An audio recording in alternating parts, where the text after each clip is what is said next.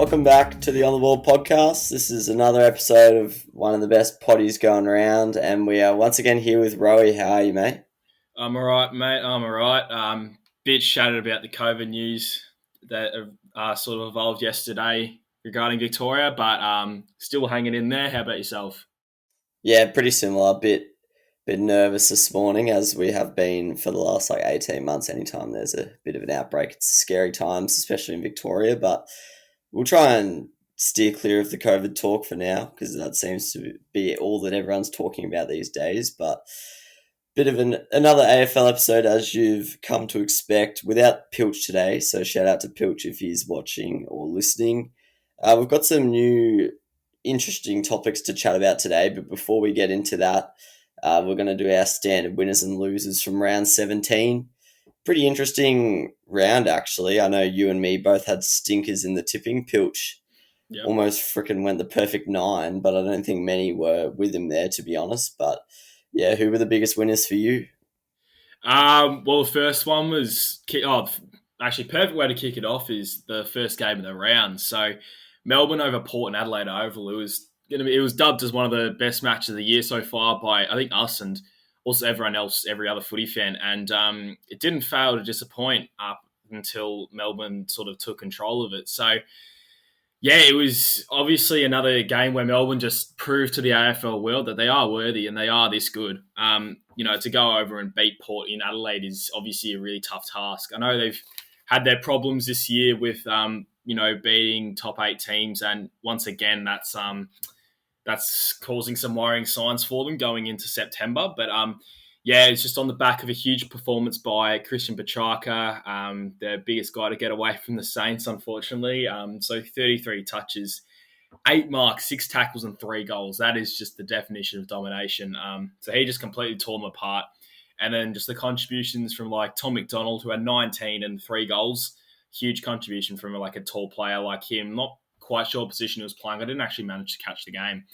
But Oliver as well in the middle, as well as Salem off halfback, were huge. It was just another great game for Melbourne to prove to the competition they are worthy, and they're not, the Melbourne that we all kind of know from a few years ago. They have changed, they have evolved. I think just about everyone is believing that now. I'm not really jumping on the bandwagon saying they're going to be setting themselves up for straight sets, because they are actually this good. So another huge win for them. Obviously, the Saints, you and I were both out at a 21st that night, but managed to, I was obviously keeping an eye on the scores in the group chats of my fellow Saints fans, and they were saying how well we're playing, the best we've played all year, and just, playing with confidence and speed. We've obviously switched the magnets over over the past few games, and it's clearly helped.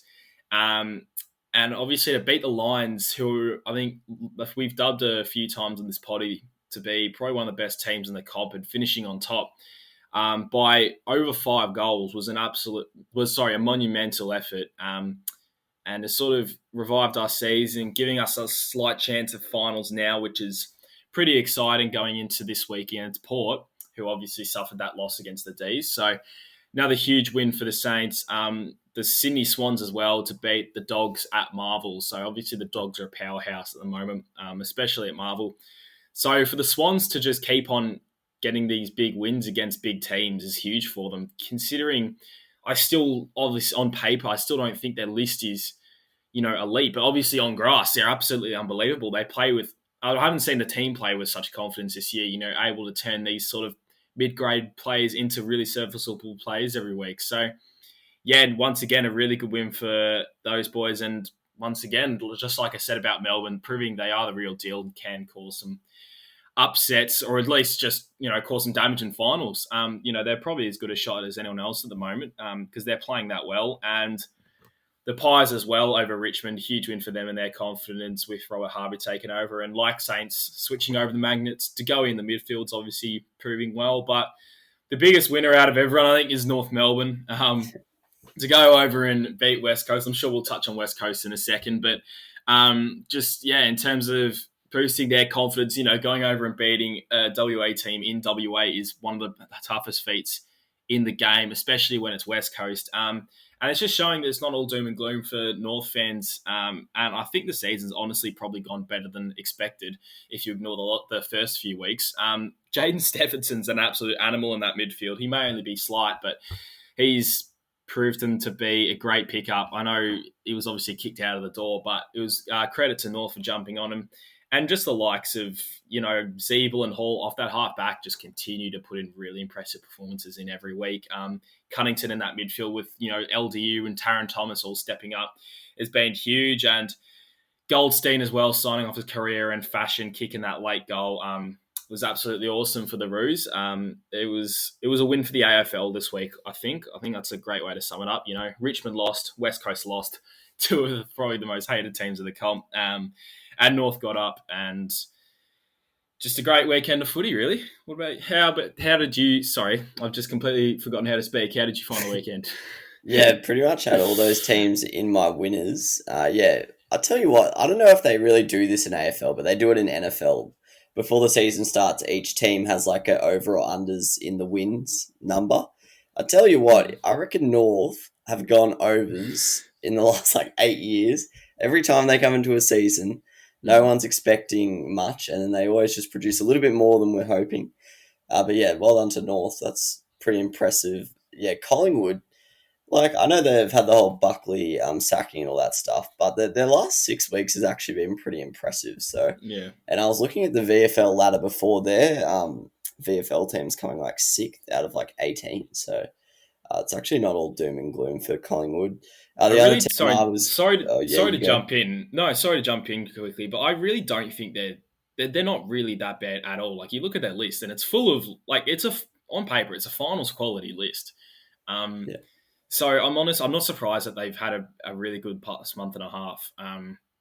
So yeah, just wanted to throw that in there. But yeah, I'm looking at the stats on the weekend now. It's about 8 or so players over 100 ranking points, which is huge, considering you have 2 players in there over 140. So the list, obviously, I think I've always rated their list, and it's obviously just been a bit on field, especially forward line for them. But I've always, at least I haven't hated them as much as everyone else has in terms of their performances. I've always sort of liked I've always rated their list, and obviously it hasn't delivered this year, but I still think there's a lot of quality on there. So yeah, I just wanted to throw that in there. But yeah, anyway. Yeah, if you look at their if you look at each team's top 8, top 10 players, they're probably up there with the best. Their depth is questionable, but they're all young, so it should improve. And if their VFL team's doing well, you can't really question their depth. And to be fair, you actually are right. We are forgetting them. Last year, didn't they beat West Coast in Perth in the first the one? finals? Yeah. So yeah, they're not actually that even. They were in a grand final 3 years ago. Yeah. The other team I wanted to mention was Freo. I know they should beat teams like Hawthorn, but we've come to not trust them really over the last 6 or 8 weeks. I remember the line only being 2 points in their favour, and all 3 of us on last week's potty were very unsure which way to go, but they handed Hawthorn the sausage, so well done to Freo. They're up to 7th now, which is pretty spicy, because you wouldn't have said their last... they started the season well, and then the last few months has maybe been questionable, but they're in 7th, so I can't really complain with that. But moving into the losers, I just want to touch on a few things. First of all, the goal kicking on the weekend was one of the most disgraceful things I've ever seen. I'm just going to read out some of the score lines. So we had Essendon 11 goals 18, Adelaide 2 goals 9, Hawthorn 6 goals 10, Carlton 5 goals 14, which I believe was 2 goals 12 at one point. Brisbane also went 8 goals 15. So yeah, I'm not only a third of the competition, so only 6 teams had a positive goal to behind ratio. So yeah, I'm not sure what's going on this year in the AFL. I don't know if it's set shots or maybe there's more pressure than normal years or something like that around the ground, but that's something that all the teams need to address, because pretty much all those teams I just read out lost, except for Essendon, I think. So yeah, Carlton could have easily upset Geelong, to be honest, if they kicked straight. They had enough scoring opportunities. And yeah, that's something I don't think enough coaches address. I know our footy, we never practice goal kicking, so I don't know if they do that at the big levels, but yeah, I feel like it's an overlooked aspect of the game. GWS is a loser for me. I'll probably save the big dogs for you and Richmond and West Coast, but GWS did watch that game. One of the few games I watched in full, but yeah, I thought they really let one slip through their fingers, to be honest. I didn't think Gold Coast played that well. I know Took had another really, really good game, but I thought apart from the second quarter, where Gold Coast took a bit of charge with the wind, I thought they were there for the taking, and GWS didn't really stand up and do it. Would have been a really good opportunity. They would have gone clear in seventh, so they're because of that draw with I think it was North Melbourne. They are like sort of they're in, I don't know how to explain it. They're like 2 points off everyone else. So if they won that, they would have gone 2 points clear. But now they sit 2 points behind a pack of like 3 or 4 teams. And yeah, I just think if they're going to make finals, well, for any team to make finals, whoever comes seventh or eighth, they're going to be the teams that snap up these 50-50 games like this. And I thought that was a huge missed opportunity. Even in the last 5 minutes, I think they could have handled things a bit better. But yeah, thought that was pretty disappointing from GWS because, yeah, I didn't really think Gold Coast were that impressive.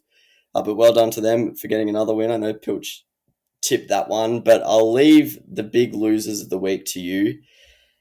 What did you make of West Coast's loss, mate? Oh, well, I was on West Coast for one of my bets, but then I was just all North Melbourne just because we obviously all wanted to see North win. I don't know, I think I've heard a few people talk about how West Coast play style is outdated. There's not a whole heap of pressure that they rely on. It's more sort of the build up, the ball use, moving from half back to half forward, not overly quickly. But that just wasn't the play, obviously, this week. I think North managed the wet conditions a lot better than West Coast. That's one thing I did notice watching this game. There were a lot of times when North were able, they were obviously in a bit of a contested sort of, a bit of a worrying situation just in the wet, but then they were able to get themselves out of it really nicely with a couple of kicks and handballs. But the way West Coast handled it just wasn't as good. They'd rely too much just on the bomb down the line, or they'd try and, they didn't use it as cleanly. So around the ball, I think North were just better in terms of their ball use and just how they structure their play. So, yeah, it's obviously worrying because there was obviously going to be a lot of pressure in that game in terms of around the contest because of the wet conditions. But yeah, North just handled it better. Didn't suit West Coast at all. But you've got to be versatile in the AFL considering we play in any conditions. So yeah, I think West Coast just obviously aren't really playing with a lot of confidence at the moment. There's a lot of sort of underperformers at the moment, and I think it's it's a bit given to the fact that their list is sort of aging now. I think I touched on that earlier in the year. That their list is aging, and I sort of predicted their downfall. So, obviously Kennedy and Darling didn't have any impact whatsoever. Hard to as a toll in those conditions, but in saying that, you've got to have some form of impact on the game. Kennedy, obviously 2, Oz 3 could have been a bit better, but we can see those guys coming to the end of their career. And then, I don't know, it's just a few sort of players that I'm sure are just going to be used as scapegoats this week and get dropped. The likes of like a Nelson, Langdon, Petrocelli, Tom Cole, all these guys that are just always in and out of the team. I assume they're just going to all get the chop, and not a lot of responsibility is going to be taken on those blokes that maybe could be or should be on the outer that are usually regulars. But we'll wait and see what happens tonight with the teams. That'll be interesting. Another big loser this weekend was Port Adelaide. Obviously, just can't play top 8 good quality teams. And I'm going to be really interested to see what happens in the finals and how they cope with that. Because if it's straight sets, then obviously this whole thing is true. But it is true, but like it obviously is a huge worry going into the next few years because they're obviously going to be around the premiership window for a while. But if they can't get these wins, then it's a huge problem for them going ahead. So another big loser as well was Carlton, just another missed opportunity. Obviously, goal kicking let them down, but they've just been stagnating for a long time now. The Blues, we just say the same thing every week, really. God, I only just woke up. That's probably why I'm speaking absolute gibberish. And then Richmond was obviously another huge losser on the weekend. I think I'm still not writing them out. I still think they're a chance to make finals. I think they're one, if they're one more, upset away from missing though for me. So obviously if they lose tomorrow night, that's hugely detrimental, but that means they've just got to win the next week or the week after. So look, if they lose the next 2 weeks, I think they're going to be out. But I have them winning one. I'm still not writing them off yet, but yeah, it was odd in that last. They obviously had control of the game up until at least 3/4 time, or at least halfway through the third quarter when they were up by 5 goals. And then for the rest of the game, Richmond kicked 1 goal and the Pies kicked, sort of 8 or something like that. So in that last quarter, it was just one of those matches where Richmond just didn't look like scoring. It's when the opposition just completely takes control. It's like when you're playing a video game and you set the difficulty up like 4 levels midway through the game. It just completely shifted. And the chances that Richmond did get, they just, I don't know, they looked sloppy, they looked lazy, they looked fumbly.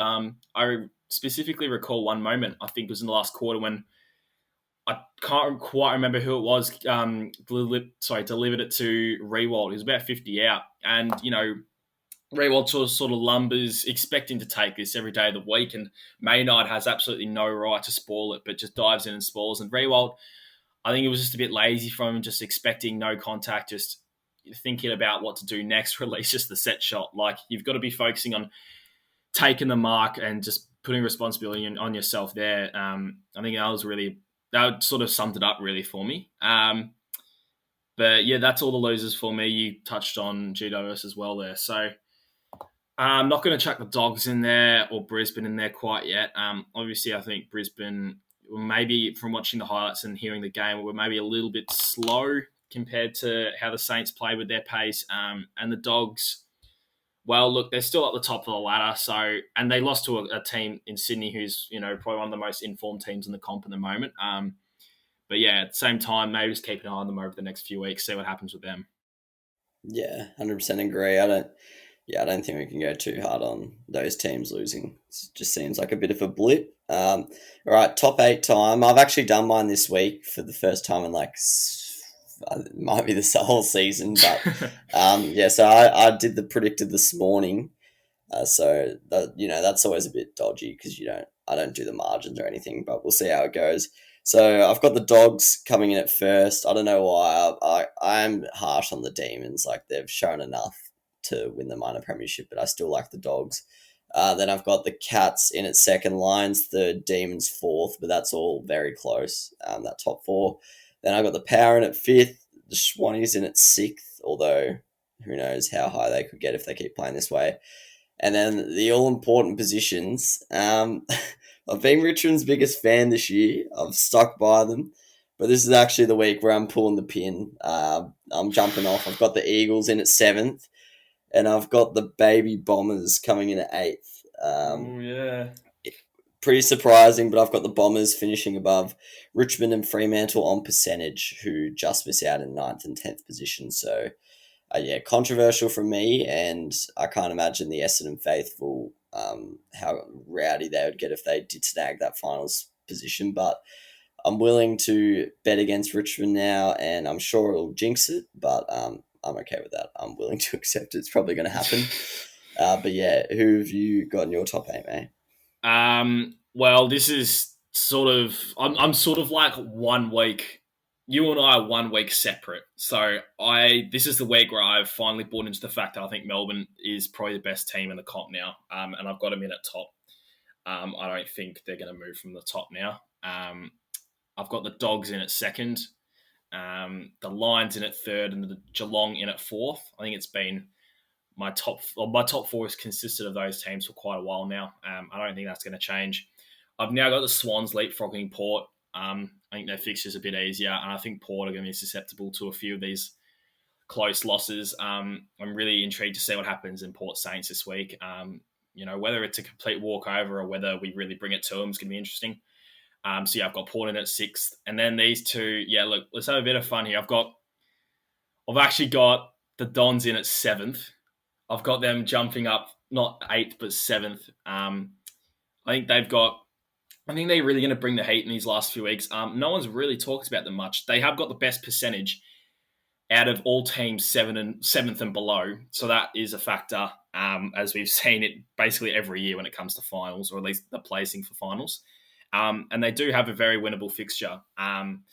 So it starts off with North this week. It then goes into GWS at least at this stage at Marvel, but we all know that that's a very winnable game. The Swans at Marvel, which I expect them to bring it to them. I'm not writing the Bombers out of that one. They do then have the Dogs, which will obviously be tough, but I still think they're the type of team that will bring it to them. But then the last 2 weeks are Gold Coast and Collingwood. So if you've got them winning those two games, maybe one of those two upsets, and then getting the job done over North Melbourne. Winning one of those other two games, and then getting the job done over North Melbourne, I think they're a serious chance of making finals. And then at 8th, I'm still just clinging on to the Tigers. I just don't think still think they're good enough to miss. But like I said, I'm probably 1 week away from pulling the pin. Just because what we've seen in previous years, they're still in the same amount of points as the Bombers, and I've got them in at 7th, so there's still every chance. They're only 1 win behind 7th. So I just like Essendon, I think they're going to really turn it up, and they kind of have to. I've actually tipped them tomorrow night against Brisbane, which is obviously a pretty rogue call, but I think this will probably be the weekend where they switch it up. Obviously, Brisbane lost against the Saints, and whether it is a blip or not, we'll wait and see. And whether the last few weeks of Richmond are a blip, we'll wait and see. But tomorrow, I'm really fascinated to see what happens there. I can't wait for that one. But at the moment, I've just got Richmond in on 8th. I can't put myself to put St Kilda in there yet. I think Giants have a few close ones, and we've seen what happens with the Giants in close ones. They don't, I think they disappoint more than they succeed. And Freo's fix is pretty tough, as is West Coast's from here. And I don't like West Coast. I don't like what I saw on the weekend, and I don't really like where they're going. I'm not going to put them in the 8, and yeah, that's that. And like I said, I think Freo's fix is too difficult for them. So yeah, first time I think my top 8 in terms of the teams has changed in a long time. But I'm glad it has, because a consistent top 8 all the way through to the end of the season is very boring.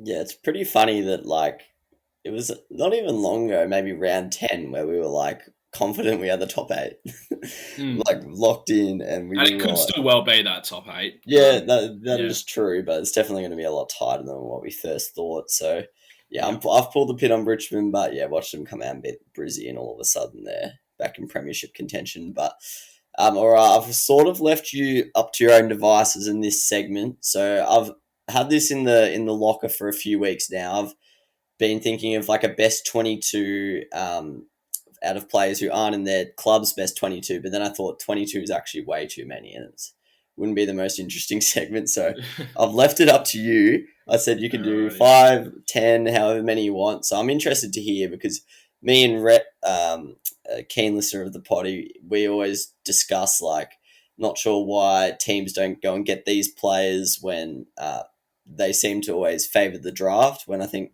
some of these players are just as good, if not better. But interested to hear who you think the best players who aren't making their club's best 22 week in, week out are. All right. So it's obviously a difficult definition, not in their best 22. That could be a player that's, played sort of 8 or 10 games this year. It could be obviously players that have played barely any. I've sort of gone, because it's too difficult to really measure the sort of ones that have played, above sort of 7 or 8 games. I've sort of gone with guys that have only played a few. But they're still obviously quality players, and all of them have been best 22 in the past and still are capable of it.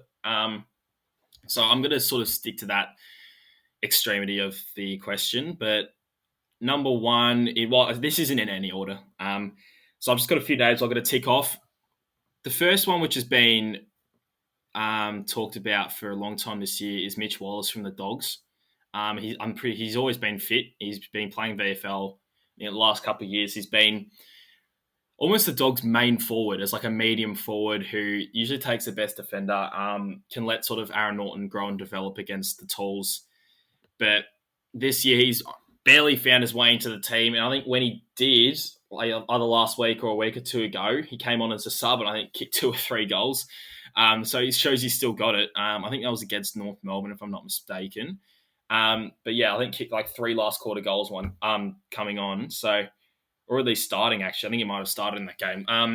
But yeah, he shows he's still got it. He's still got that goal scoring ability. Obviously used to be sort of a kind of midfielder until he had an awful break in his leg. But yeah, he's an interesting one. Obviously, he's probably linked to the Dogs' success. They've obviously got a lot of stars in this team and have gone down the more traditional approach of playing two out-and-out talls, a couple of smalls, rather than Wallace, who's like he's sort of a stay-at-home, not tall but not small type of forward, but still gets the job done and is very good one-on-one. But yeah, I think he's one that has always been, fit this year and just hasn't been able to find a way into that team. I think obviously rival clubs are going to be looking at him this off-season, and it might be best for both parties to see where he ends up. Another one is obviously the big inclusion this year, Ben Brown, to the D's. Obviously had so many stellar years with North Melbourne as a lead-up forward, and has come into this Melbourne team and either can't kick goals or can't get into the team. So he did have probably his best game for the season so far on the weekend. Ironically, didn't actually kick any, but had 10 touches and 4 marks.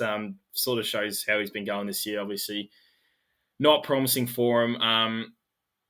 And it's interesting to see how they're going to try and fit him into this team. Whether he keeps his spot this weekend or not, we'll wait and see on the teams tonight. I imagine he will, but yeah, it's an interesting one because he is that more sort of lead up forward rather than sit it on his head forward. So I'm not 100% sure how the D's are going to incorporate that in the weeks to come and whether he's in that best 22. But if not by the end of the season, it'll could be the biggest move in the off season where a player sticks for a team for 1 year after signing a 4-year deal, and then it's best for both parties to let him go. But we'll wait and see there. Another one is Tom Rockcliffe. I know he's injured, but I think at the start of the year he was still overlooked anyway by Willem Drew and maybe others. But he does sort of have every injury under the sun at the moment. But in saying that, I still don't think. I think he's on the fringe of the Port's best 22, which is, he's been a very quality player, especially, in terms of fantasy and Supercoach in his career. So he's obviously able to walk in and just chalk up 30 easy. But yeah, unfortunately, when fit, it's still no certainty to get into that Port lineup. So he's another one that could be looked at in the off-season, someone to just throw into a midfield. Maybe like a Richmond. We've obviously seen how they've suffered a bit in that midfield this year when they cop a few injuries. So maybe someone as a backup, but someone more likely to play as a backup would be handy for them, especially considering the likes of Cochin and stuff nearing the end of their careers.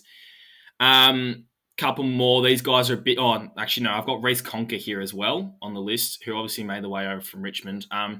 So like I said, these guys, aren't really playing. It's not like they're playing sort of 7 or 8 games a year. He's one that... And he's played a couple of weeks, but I think I heard the other night that he's got a trigger in his contract where, it'll trigger another couple of years, but maybe for that reason, Freo aren't playing him because he maybe hasn't delivered like they'd wanted to, and a few players have overtaken him, and they maybe want an excuse to get him off the list or something like that. I'm not sure, but he's another quality player that probably would fit into that Freo best 22, but at the moment, it's just all luck's gone against him. Ever since making that move, career's gone a bit downhill. And then a couple of other younger boys. Charlie Constable's obviously a huge one for Geelong. Seems to rack up 30 and 40 every week. Still can't get a game for the Cats. Obviously, breaking into that midfield is hard, especially when you're pretty one-dimensional like Charlie is. But in saying that, he's a very quality player. And, when he comes into the AFL, he still gets 20+. So I'm sure he'll be very handy at any other club. So we'll see what happens this off-season. He's obviously been talked about a lot, as has the likes of, Jordan Clark and Quinton Narkle and all them. Couple of others, Jake Riccardi from GWS, obviously burst onto the scene last year, kicked 8 in 3 games, and then sort of went missing. I mean, he copped a slight injury or got dropped or rested. I remember I brought him in, just the worst week in Supercoach. It just torched my season. And then this year hasn't really found his feet. They've been playing him off half-back a bit in the twos, but he records ridiculous stats just about every week in the twos. So I'm sure he'll be looked at as well in this off-season. I touched upon it a couple of episodes ago when I did my solo episode, and I think 4 or 5 times I brought up his name for different clubs to have a crack at him because he's obviously a quality youngster and could do some damage. We've seen what potential he could have. Matt Kennedy is one for Carlton who's just made his way into the side and has been playing the last few weeks. And every single time he plays, you always see the Blues fans saying, just keep him in, keep him in. He's a tough body around the contest. He chips in for maybe a goal or two, but he's always laying tackles. He's always getting sort of 20 plus or 15 plus. But yeah, he's just one of the Carlton favourites down there, and rarely gets games. Weirdly, sometimes due to injury, but sometimes just due to Carlton not being able to fit him in. He's a bit, one dimensional like a few of these players. But in saying that, he's still a quality player. I think he was a top 15 pick in his draft year.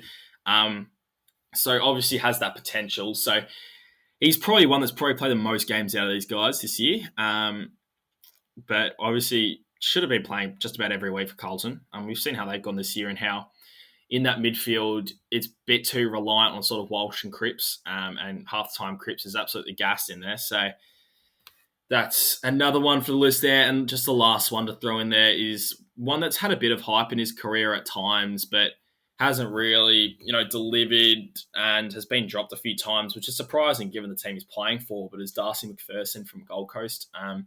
He's been, it's obviously a bit of a road call, but he's been in and out of that team. But, he's shown potential to, have 25 or 30 and maybe kick a goal or two. It's mostly come from sort of preseason games, but look, if you could do it then you should be able to do it in the real time. So, yeah, whether it's as a small forward, whether it's as a half forward or just in the out and out midfield, I'm not too sure. But he's one that probably, he probably should be playing, but, he's still sort of in and out of that team. Whether another team goes from this offseason, tries to unleash his full potential, we'll wait and see. But, yeah, those are sort of just 8 players that they haven't really been in and out. They've more just sort of been out, maybe chipped in for a couple of games or two this offseason. Otherwise, probably looking at like 20, 30, 40, 50 blokes if you're going down the track of, picking guys that are in this list that have, played maybe half the games of the year. So those are just 8 that I reckon you can get for cheap as chips this offseason if you want to. Maybe not, the likes of Ben Brown who just joined their club. But, it's ones that probably still have a lot of footy left in them or at least a lot of contribution left in them for the years to come. So, interesting little segment that to look at the names that could be gettable this off-season or at least should be playing in their teams. But, I'm just trying to think about if any could improve the Saints team. But, I'll let you move it on to the next segment. Yeah, I've got a couple just to mention. The ones I wrote down are, as you mentioned, more the in and out sort of type. So they're a bit more like well-known names, I guess. But we've seen in the last couple of weeks, Lukey Dunstan for the Saints. Brought him in as Supercoach, but he's sort of been able to find the footy in most of his career, but I'm pretty sure he's got a reputation of being a shocking user, but seems to be doing pretty well in his last stint in the side and looks to have nailed down a spot in the best 22. Nick Newman, especially, this comes into question after the Blues off-season where they brought in 2 half-backs. He's someone I've always really rated back at his time in Sydney. He's just a very creative player. And, I remember when me and my mate went and watched Carlton one day and he kicked like 4 goals or something and they were losing and he was in the half-back flank. But, he's a very good kick. Thought John Segler, road call, but I thought there's a lot of teams out there who could use a ruckman. Hawthorn seemed to be pretty loaded in that department. So if, Geelong or something want a ready-made ruckman, he could be an option for a team like that.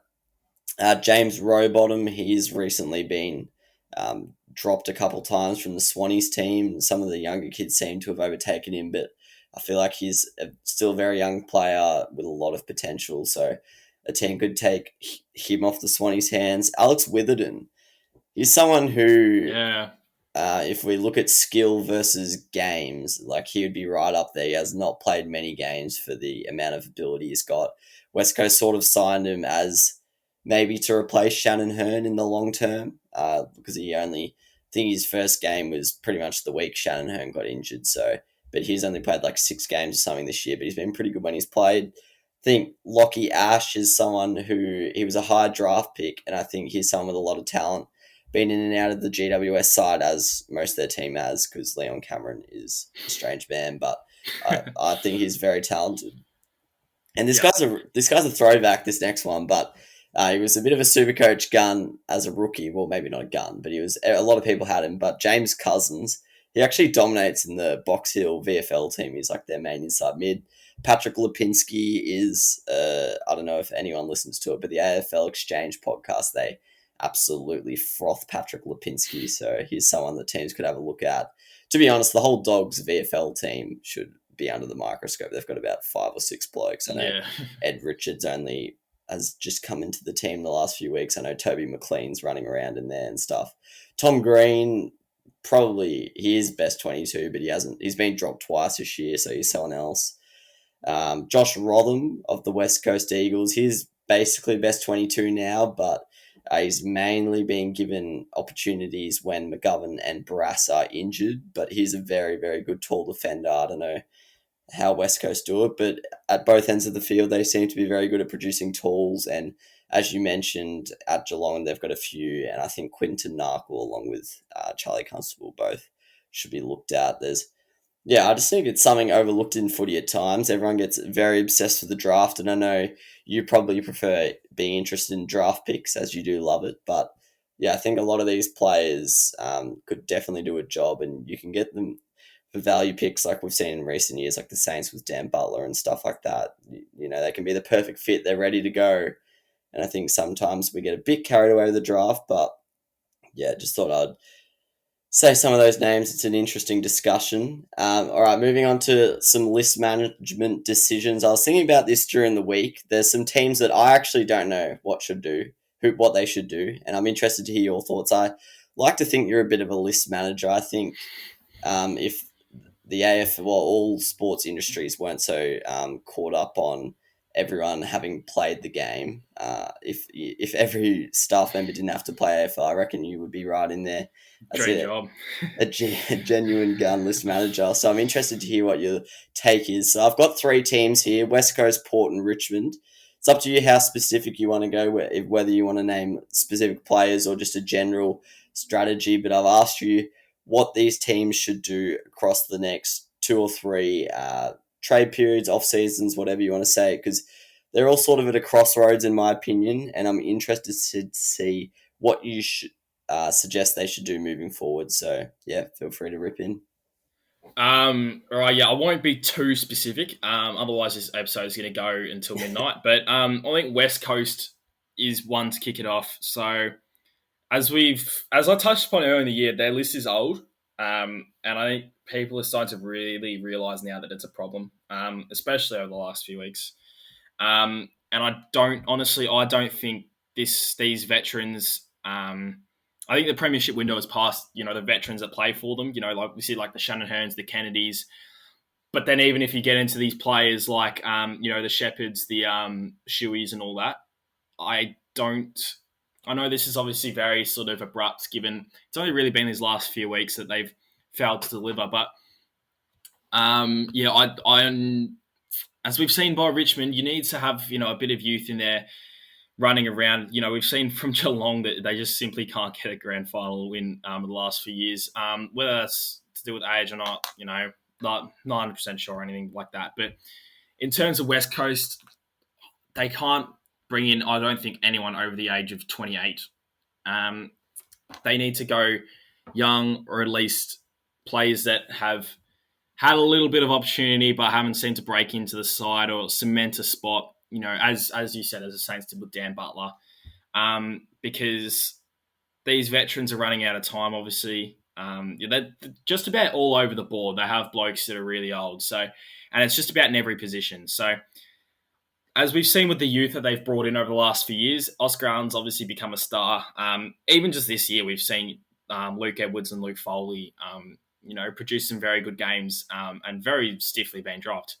So, look, bring in. I think going at the draft for a few years is probably going to be handy because they've got enough. Look, they do have enough talent on this list to contend over the next maybe year or 2. I say that too with an asterisk because I just don't know how long these guys have got left, but it's really not long, and whether it's of good footy or not.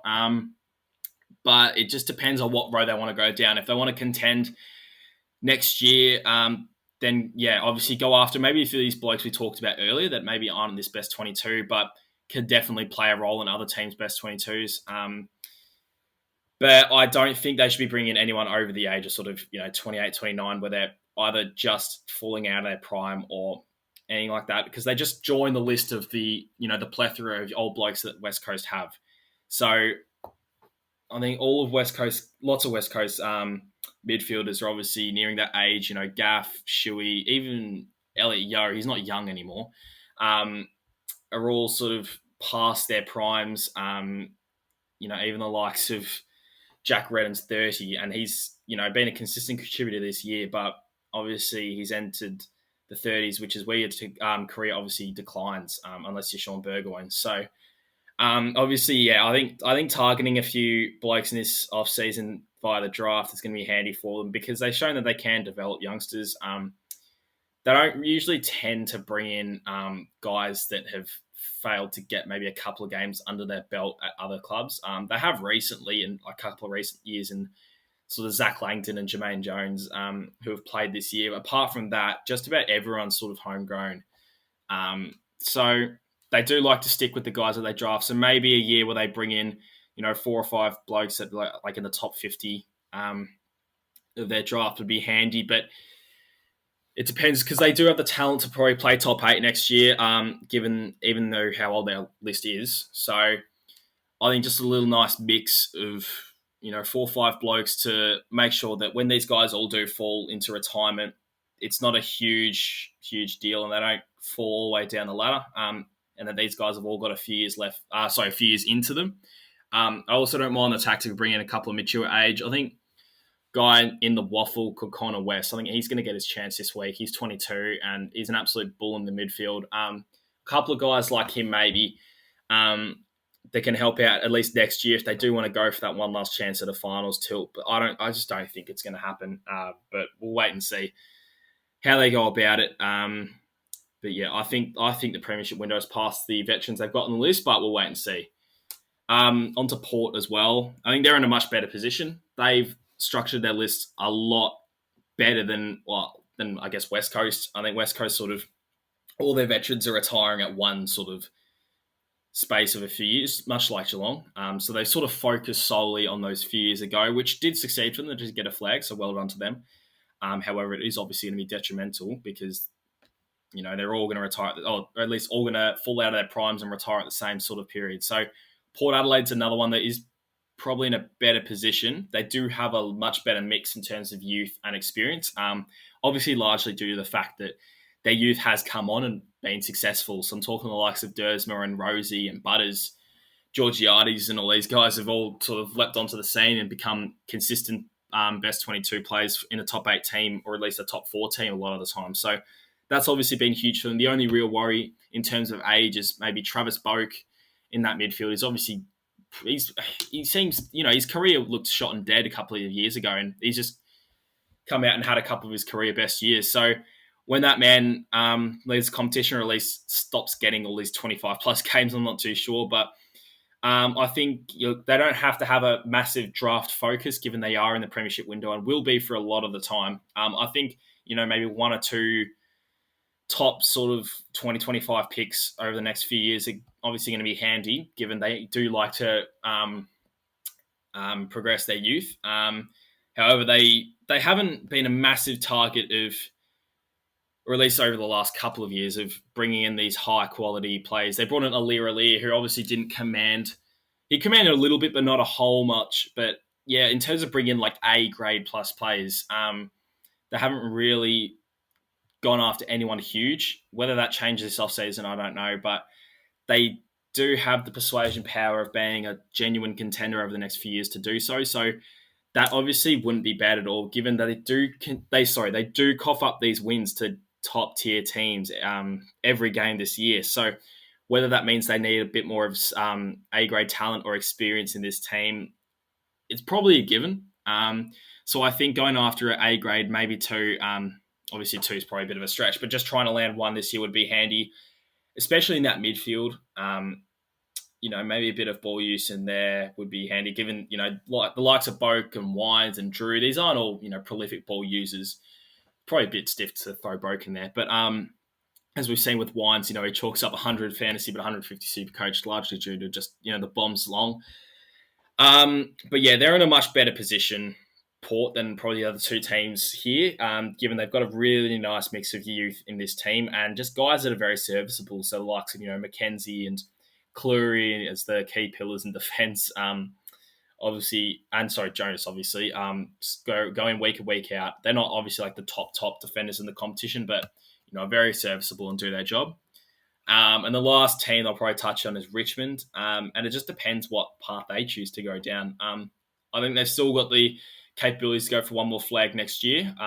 So I touched on this a few episodes ago on, I think, my solo episode. I think it'll be a mix of youth and more so just backup players. Their salary probably can't. I know they're going after Chera, but well, first of all, I think the salary will only just be able to manage that. But I think they need a little bit more quantity over quality. I think their quality is there. We've seen that over the last sort of 4 years.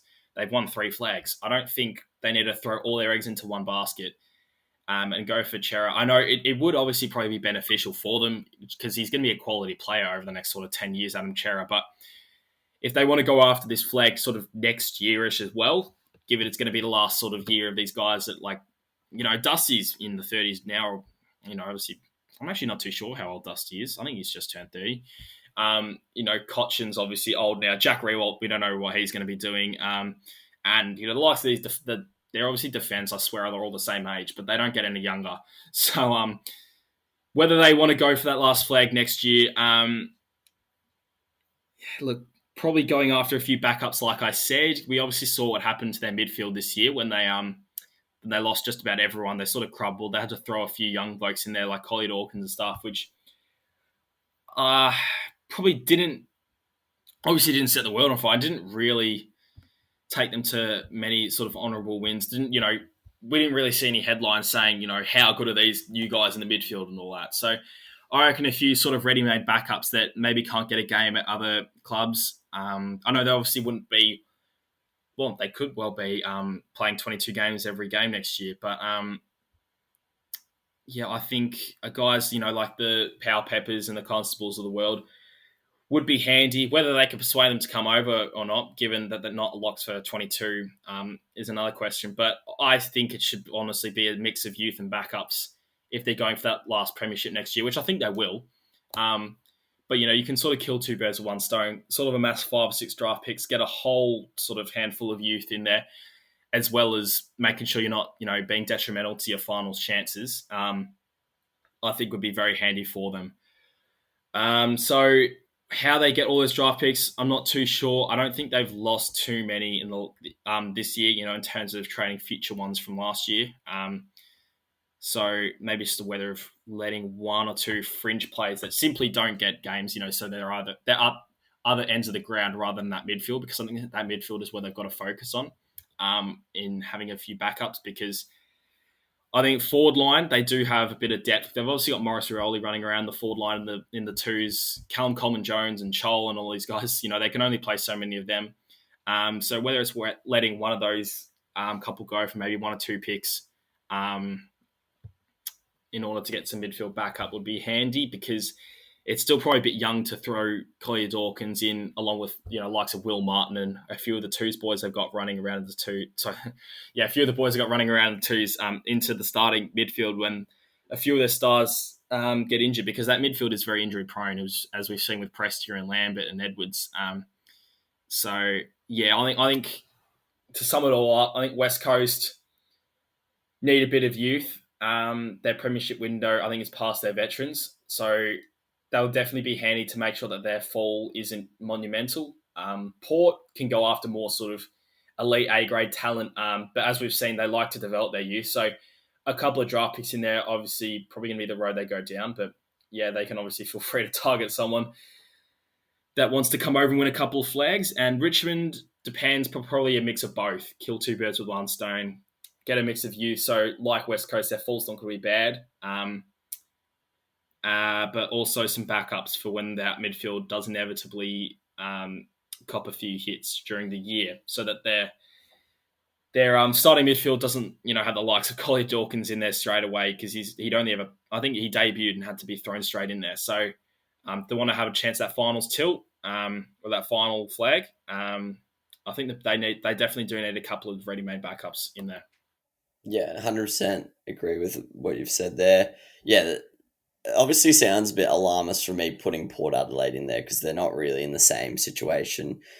West Coast have the third oldest list, Richmond have the fourth, and then Port Adelaide are only the ninth. But my only concern with Port is that Jonas, Gray, Boak, and Dixon are all the wrong side of 30. And in my opinion, I don't think they're going to be win a premiership in the next 2 years. So by the time the window opens as such, like those players are probably going to be gone. So that's my only concern with them. If I was playing like FIFA on career mode, I'd be trading like Gray and Boak and trying to get maybe a young key forward or something like that. But I know this is real life and loyalty is a thing and stuff like that. So that's not really going to happen. But yeah, it's going to be interesting to see how they deal with that. But I have to say, plaudits have to go to Kenny. I think he manages his youth very, very well. And the way he sort of just seamlessly blooded Bergman and Frederick and that sort of bunch this year. And even Farrell's become before his injury, he was becoming a fairly instrumental player. And yeah, I think once Port gets fully fit again, I do think even if they can't win a premiership in the next 2 years, I think they're pretty well set up for the future. And they're pretty successful at drafting as well. So I think they'll be fine. I'm interested to see what West Coast do, though. I think out of these three teams, they're definitely in the worst position. They've got the third oldest list. They're a chance of not making the top eight. Do you think Adam Simpson is the right man to commence a rebuild if they do head that way, or do you think his job should be looked at? I think it's finally the time in West Coast's last sort of few years where you say maybe it could be time to be looked at. Obviously, I'm not too sure, but obviously when you say it like that, they're the third oldest list and they have a chance of missing finals. That's obviously not where you want to be. That's that's two negatives right there. So look, whether it's a switch up in coaching, I don't know, because I think their playing style is outdated. This whole sort of slow ball movement up the ground is outdated. Sorry, with the new rules of the man on the mark and everything, and just how sort of contested and also fast paced the game's getting. So yeah, obviously those are two polar opposites, but just how quick the game's getting is sort of working against them because you look at their team and there's no one with sort of blistering speed, at least off that half back or in their midfield. So, and yeah, if you look at the way they play, they don't play with, sheer ferocity like, the likes of Richmond and all that, who really bring the pressure and are quick. So, yeah, maybe it's a matter of switching up this whole playing style. I know it obviously worked for them in 2018, but, that was 3 years ago. The game was different 3 years ago, even if you look at it today. So, I'm sure that list is obviously going to change a whole heap over the next few years, and whether that's a change in coaching may be beneficial for them. So, yeah, honestly, I'm not too sure whether it's going to be looked at Adam Simpson's job. I'm sure there will maybe be discussions, but I'm sure they'll come to the right decision. But yeah, it's just a matter of wait and see. I reckon with them, and it's going to be very interesting to see how they go up over the next sort of 5-6 weeks, and whether they do make the finals, and whether they can have an impact there, or whether they simply fall out of the 8 and it all turns to shit. So yeah, we'll wait and see with the Eagles. But it's definitely hit the time when I think a few eyes are going to be on Adam Simpson.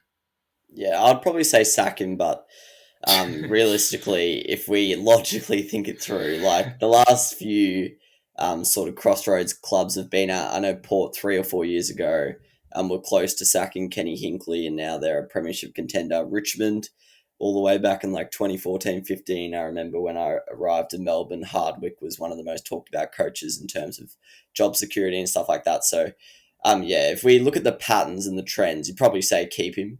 But yeah, I think it does have to take a bit of a leaf out of those guys' books, especially Kenny Hinkley. Like, play the Edwardses, play the Foleys, even play Witherden, and not just play them 2 weeks, drop them for 3 weeks, bring them back. Like, actually just give them a permanent spot, mix it around, get Duggan involved more. I still think he's a very talented player, one of their sort of prized picks in the last 5 years, and he sort of seems to be playing a bit of an irrelevant role where he gets 10 to 12 touches a game and doesn't have much impact. But Yeah, he probably needs to take a few more risks. He's sort of a bit of a boomer when it comes to his decision making and stuff like that. So I'd like to see a few risks and yeah, maybe lure a few picks away from other clubs with I don't know, tempt them with a shoey or something like that. But yeah, if he's going to stay there, he's got to start taking some more risks because right now they're sort of just in a land of mediocrity and not much is going right for them. All right, that was interesting to hear your thoughts on there. I still believe you are a list manager for the future. All right, time for our breakdown of our premiership sort of favoritism, I guess. We did this a few months ago, and I had the Tigers like right up at 40% or something. I've done it based on my top eight, so I actually don't have the Tigers involved. Now, my percentages are really specific, so yeah, it's pretty weird, but I haven't got a calculator or something. But Geelong are my favourites now. I just think they've got enough experience compared to the likes of the Dogs and the Demons and well, COVID barring, we don't really know where the finals will be because an outbreak can happen at any time. But it should be in Victoria. I know they'll be forced to play the G and whatever, but they've been building for the last few years, haven't quite got over that final hurdle, and I reckon this year's the year. Then I've got the Dogs in at second, around 20% chance. Out of the rest of the, besides Geelong, I've seen they're the best of the rest. To be honest, I don't have full faith in them. They haven't showed up to a few of the big games they've been in this year, but they've just got a lot of A grade talent. Then I've got the Lions in at third. For me, they would be pretty close to the number one seed if it wasn't for the fact that they have to come to Melbourne and probably win two, maybe three games to get the flag this year. I think last year was their big chance with a home granny and stuff, but yeah, I think it's going to be tough for them, but for me, they're probably the best team if we were just playing on a neutral venue, although the Saints did whip them last week. Then I've got the D's tied in and around third with the Lions. Think they're going to be a bit of a surprise package in finals. We've seen all year how good they've been against top four teams. I still don't have complete faith in them as I do with like Geelong, but yeah, very interested to see how they go. Then I've got a huge gap to fifth. I've got the Swannies on about 8%. Think they could maybe upset a big team, but don't think they could, upset three teams in a row or something like that. So that's a big ask. Then I've got Port down at 6%. Just don't think it's going to be their year. I don't think the stars are sort of lining up for them, sadly. And then yeah, the Eagles and Bombers don't really see either of them winning it. So I've got them down at like 4 and 3%. So yeah, for me, Geelong, Dogs, and then the Lions and Demons. And apart from that, I'm not too keen on anyone else. What about you? Well, I haven't really gone the route of percentages. Yeah, I'm more just sort of chucked in an order. But yeah, look, like I said, I've finally sort of bought into the D's. I know they sort of chalked up a few losses over the last few weeks, but at the end of the day, every single team does that every year. So I think I'm more focusing on the wins that the D's get rather than the losses that they cough up. And I think the wins that they get are more convincing than any other win that any other team gets. So, they've obviously just about beaten every team in this top eight. They beat the Dogs in that huge matchup, I think sort of 10 weeks in. And they beat the Lions. They obviously beat everyone. There's no point listing them all off. But I'm going to have the D's in at that number one chance because, look, I think it's close to certainty they're going to finish top two. And I have them I have them winning that first final as well. So I have them obviously going straight to a prelim, just given how good they match up against these top eight teams. So I've got them as the best chance because you know what happens when you win your first prelim. So you win the qualifying final, you're most likely to go on to the grand final. I've then got the Dogs and Cats sort of tied in at second, and they're obviously both Victorian based, which helps. I just can't really split them. Obviously, the experience of the Cats is a huge factor, but just the classiness of the Dogs as well. I might just have the Cats in ahead of the Dogs, just given the fact that I think we've seen over the last few weeks, the Dogs. I think Melbourne have overtaken them. I know the Dogs have got the high percentage and all that, but obviously those are just against shit teams where they just absolutely take the piss. But yeah, I think the losses to sort of Sydney and the Cats and all that makes me kind of want to have the Cats in a bit higher. I think they'll be a bit more, like to say, consistent or reliable. Ever since they ditched that shit play style that they had last year and early on the stages this year. I've then got a bit of a gap until fourth, or at least third, fourth, however you want to put it. And I've got the Lions in there. I think the whole factor of, as we know, we don't know what's happening with COVID, but assuming the final series is played in Victoria, it's obviously not helpful to the Lions, especially with the grand final of the G. But they're a quality team. We'll see how they match up against Richmond tomorrow night at the G, because I haven't seen them play there in a long time. I've then got Sydney in at sixth. Look, on paper, there's a bit of a difference. I know I keep on saying on paper for them, but I think when it comes to finals, I think that's when this sort of statement really does have a bit of truth to it, because you do have to sort of win 3 or 4 games to win that grand final, and it's against top 8 teams. And I know this sort of, confidence of playing these sort of B grade players, can get you these sort of upsets we've seen the last few weeks, or at least, not expected, thrashings as we've seen the last few weeks. I'm not sure how far it'll get them in September. So I know that's sort of a negative way to put it on the Swans, but a great way to look at it is over the next sort of few years, they're going to be right up there. So I'm going to have them in at 6. I've still got Richmond in at... Actually, no, sorry. The Swans at 5th or 4th, depending on how you want to look at it. I've then got Richmond next. I still think if they make it, there's still a huge chance. Funnily enough, they've probably played better against better teams than they have against shitter teams this year. So that's probably a factor in for them. They obviously know when to turn it up, and that's in September. So if they make it, I've still got them right up there. Port Adelaide I've then got next. Like, they just simply can't be a good team, so I don't have them.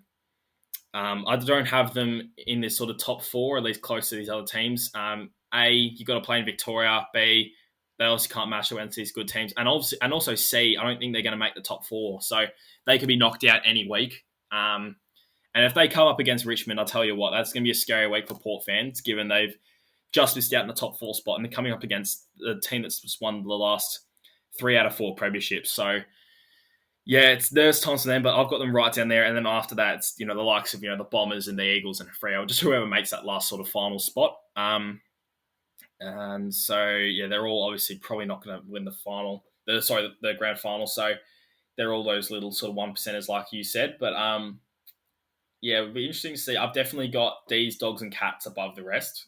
I think they have separated themselves, but, yeah, it will be interesting to see.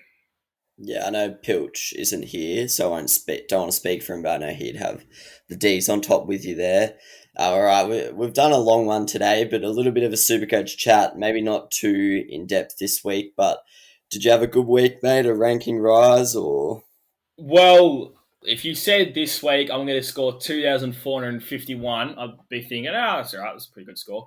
But then when you say I'm going to lose all 4 of my league matches, I'm going to drop in rank, I don't know what's going on. So I think in the league there's only one league that I'm in that accurately represents how my season's going, and that's Haileybury Bloods League, where it's about 10 of us. I think I'm coming second, so I'm happy with that. In this other Libba League, where obviously Pilch is in, there's about 18 Haileybury guys in there, or at least sort of, it's predominantly Haileybury. I've scored the 4th most, yet I'm coming 12th. So I'm a lot closer to 18th than I am to 1st, even though I've got a percentage of 104, which I think is the second highest in the comp. Yeah, I'm in serious danger of missing finals. I'm on the same amount of points as you in that league. So if you overtake me by season's end, then I don't know how I'm going to continue on this potty. But yeah, I just don't know how that's happened. It's also the same in my cricketing league for the Bowie Sharks. I was the most points scored, I think, last week. I think I just got overtaken this week. I'm now second in points scored, and I'm sitting in 8th position. So, yeah, look, I don't really know what's happening this year. I seem to be having like a decent year. I'm about 2.5, ranked 2.5k, which, well, obviously, isn't fantastic, but it's not terrible. So, in terms of the week, well, it all just kicked off with Carl Langford, who was just going sublimely, and then got injured on 98, so that's going to be a trade there. I'm going to be going straight to Jordan DeGoey. I'm playing Bozza in 2 of my league matches this week, so those are both going to be huge matches. I've really got to get a win there. But, yeah, and then it was just the Whitfield injury as well. So 2 injuries this week is not ideal, especially when you're on 4 trades left, and it's going to be 3 after this week. Luckily, Whitfield's only out for 1 week, but yeah, it was just a bit. I think to have a good week this week, a lot of people, had to loop Bramble, who got 120 just out of nowhere, but I was one of those guys that A, didn't actually emergency him, and B, couldn't loophole him even if I did want to. But yeah, going into this week, I'm going to be having Highmore on the field. I'm going to be having to loophole one of Waterman or Waitman. So yeah, it's not looking overly promising this week, but we're just going to wait and see what happens. But yeah, obviously with those sort of 8th and 12th positions at the moment, it's more of a fact of trying to just make finals now rather than trying to finish in the top 4. So shout outs to Stewart and Ridley and Lloyd and basically my whole midfield minus Lyons, and then Grundy as well for having a huge captain's performance. And then, the North pair up forward, and Zeeble and Hall, for all having really solid games, getting me to the score that I got. But yeah, to Lyons and Dusty and those guys, and Whitfield for getting concussed, screw you. And Langford for fucking pinging a hammy. That's just really not handy. Given I think come finals, we're all going to need these trades. So, going to be doing that Langford to Tagoe trade, put me down to 3 trades, and can't wait to get 5 long-term injuries this week. What about yourself? Yeah, shout out to Pilch, who doesn't have any trades left and also has most of those injuries. Don't know if he has GF. He's got Langford and Whitfield, but I don't think he has GF, no. Yeah, no, that's good for him. But yeah, I don't have him either. Yeah, I had a pretty bad week as usual. At this point, it's not even really a question. Every week I start with like a decent projected and it just slowly gets worse and worse. Yeah, that's Supercoach. Cop Bont as captain for the second week. Good to see I skipped him in his 2 worst scores, I think, since like round 4 or something. Dev Robinson on the field got 20, which was pretty disappointing, and now he's got a break even of like 110, and I've got 3 trades left which I want to save, so I'm in a bit of a pickle there because he's probably going to drop a lot in price in the next few weeks, but I don't really want to waste a trade. Had like Bianco get like 40 including a goal, I think, so I don't know how that's possible. Highmore got 97 on field, which is pretty handy. Dunstan turned out to be a great trade as my M8. He got like 115, 120, something like that. Just didn't really have any of the massive scores this week. That's kind of what held me back, and obviously having those 2 shit rookies on field. But yeah, can't really complain too much at this point. My team's just not great. I've given up on leagues now, pretty much out of, well, I only look at 1 league, but pretty much out of it. It would take a miracle. So I'm just going to conserve my trades and hopefully climb the ranks in finals time when everyone has spent their trades. And yeah, bit of a scummy tactic, but we'll see how high I can get. But yeah, I do want to use those final 3 trades, but if I burn them now and get an injury, well, I've got a shit team with injuries, so I may as well have a shit team with the injury trades in the bank. But yeah, anyway, interested to see how Pilch's no trade left tactic goes in his mission for top 1K. I think he had a decent week. Can't really remember, to be honest, but we'll hear from him next week, I'm sure. All right, time for a round 18 preview. I think it is round 18. What we're going to do is our usual line tipping, handicap tipping, whatever you want to call it. All right, so first game, Fremantle versus Geelong. Geelong are the favourites, and the line is 5.5. I've got to take Geelong here. That's not a huge line. I assume it's in Perth, but I'm taking Geelong still. Yeah, I'll take Geelong there. What about you? I actually don't mind for it tonight. I reckon they're in with a chance of an upset. But in saying that, I'm still going to go Geelong. Yeah, if the line was like 12 maybe, I would think about Freo because it might be close. But yeah, 5's not much. Richmond v Brizzy line is 13.5. I think it's a Richmond home game. But as for all the Melbourne games this week, not sure if they're going to happen. I know like 5 teams have evacuated Melbourne overnight, so we'll see how that goes. But that's a pretty decently sized line for a Richmond game. I am tempted to go. I think I actually might go Richmond there. Not sure if I'll tip them in head to head, but I'll back them to cover that line at least. I'm gonna go Richmond as well. I'm not actually gonna tip them as well. I think they are gonna win. I think this will be the week where they turn it around, but we'll wait and see. Yeah, don't mind that call. GWS Sydney, the Sydney derby, I guess. It's happening in Ballarat, I think. If we see the same windy conditions as last week, uh, hopefully GWS don't pick Shane Mumford because that really did not work last week and smacked around the ground by Chris Burgess. But line of 11.5, Sydney in good form. But I'm going to back GWS. I feel like they are surprising. Like they sort of turn up in the games you're not expecting and vice versa. So I'll say GWS. Not sure if I'll back them in head-to-head, but I'll back them to make it close at least. What was the line again? Sorry, 11.5. I'm still going to go. Ooh, I think I'll just go the Swans. Yeah, fair enough. All right, next one, Gold Coast Doggies. Not sure where this has been played. Line is 25.5. Pretty large, but for me, I know Gold Coast are in good form, but I'm actually just going to back the Dogs in. Reckon they'll have a bounce back win after a disappointing couple games of late. Yeah, I think the Dogs will just do what they do and just smack them by 40, 50 points. But we'd love to see the Suns get up, but just make it all a whole lot interesting. But yeah, I think I'll just go the Dogs. Yeah, I don't really trust the Suns yet. Not sure why. There's obviously a reason why. There's about 9 years of evidence, but yeah, fair enough. Oh, also in Supercoach, I'll like Markov, who got 40, so shout out to him. Worst pickup of all time, that one. Melbourne versus Hawthorn, massive line of 40.5. So for that reason, I'm actually going to back Hawthorn in. Back them in to make it a close one. I don't mind that actually, but I've sort of backed the Hawks the last couple of weeks. I actually tipped them against Freo, which didn't work out. And yeah, I don't know. They've obviously just been they can turn it on. Like they obviously did against GWS, but they can just be really shit. So I'm not too sure. I reckon